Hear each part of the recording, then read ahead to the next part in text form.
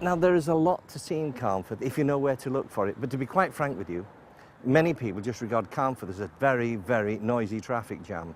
But before that, the canal came up here after the stagecoaches, and it became a marina, so that they were able to bring the coal up to here, to this, where I'm actually standing now, into this very spot.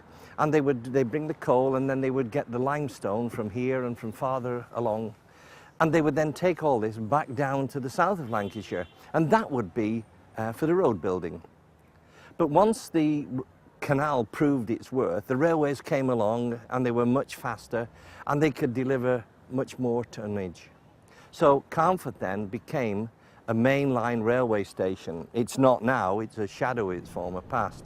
It has been a real stopping off point on the main London to Edinburgh and London to Glasgow route. Not only that, it provided engines. It was a main depot, and it was also where steam died. I was lucky enough to be in the right place at the right time, and there's just over there where I live, there is actually a railway, there's some railway sheds, and they opened them up. It's now in private ownership, but they opened up just for one weekend to celebrate the end of steam 40 years ago. And I just happened to be there when the engines were arriving. Now, for an ex-railwayman's son, that was absolutely fantastic, believe you me. This turned out to be the biggest outdoor event that the Railway magazine had ever been involved with. On the Friday, before the public were let into what used to be Steamtown, calm but purposeful movements of a wide range of locomotive power were to be seen. Some came from far and wide. Others are based in Carnforth. It really was a race against time to get Scott's Guardsman and Oliver Cromwell ready and into position despite the technical hitches.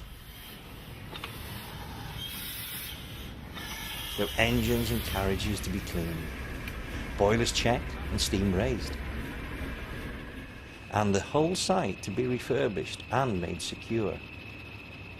Most of the major exhibits all seemed to be in the wrong place, and so they had to be shunted around and grouped together, just so that the visitors over the weekend would get the best possible view. Working diesels were all together at the north end of the sheds, in and around the new 5-road diesel depot. And all steam locos were lined up at the south end of the ex-LMS steam shed. Can't think of a more appropriate place indeed. And in the shadow of the 1940s, still surviving coaling and ash plants. Plus, there were a large collection of withdrawn and redundant diesels, which the West Coast Railway used for spares. On Friday evening, the little resident diesel shunter was kept very, very busy indeed. Until finally the doors were opened to the public on Saturday and the crowds just flocked in. A merchandising area with several trade stands was set up in what was normally a carriage renovation shed. And business turned out to be very, very brisk indeed. It was obvious that a large number of enthusiasts had come not only to see the unique display of engines, but also to purchase new equipment, or simply to add to their memorabilia collection. The display of locomotive power brought people from all over the country to admire, to wallow in nostalgia, but especially to photograph.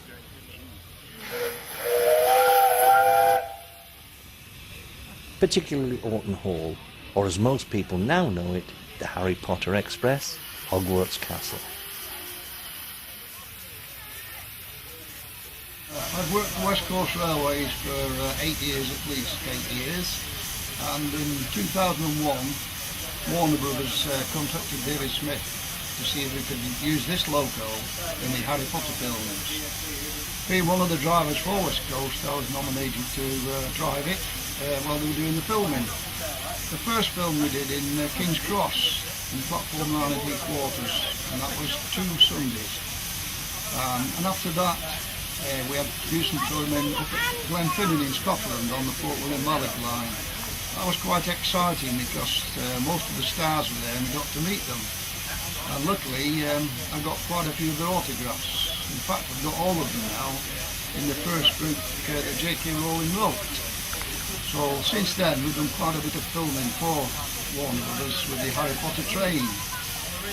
People come up and ask if we actually get paid, but we don't get paid by Warner Brothers, we get paid by David Smith. I've sent photographs of Hogwarts Express and myself and the fireman on the footplate. We've gone to America, Australia, Japan, Hong Kong and all over England, because people come up and ask, have we got photographs? And I just send them off to them. I think another reason why so many people have turned out for this event is that due to all this bureaucratic and petty nonsense which goes under the banner of health and safety, many regulations which seem to have been designed to keep the inspectors in their jobs rather than the companies, it's now very difficult to gain access to restoration sites. And here, access was being allowed to possibly the greatest railway event for decades. Another highlight was the naming of the engines over the weekend, one by Pat Marshall and the other by George Hinchcliffe, ex-managing director of Steamtown.